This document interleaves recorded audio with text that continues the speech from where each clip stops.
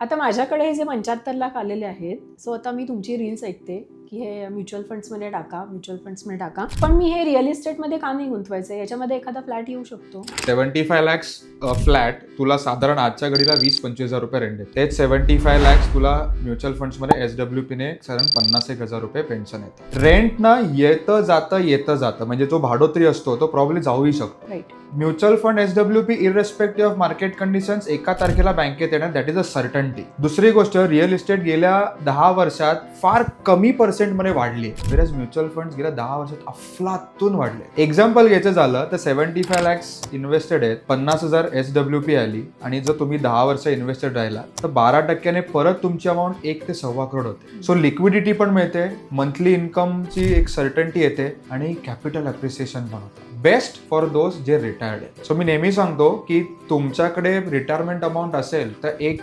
सल्ला घ्या आमचा, गुगल फॉर्म भरा, कन्सल्टेशन घ्या आणि मगच गुंतवणूक करा. थँक्यू.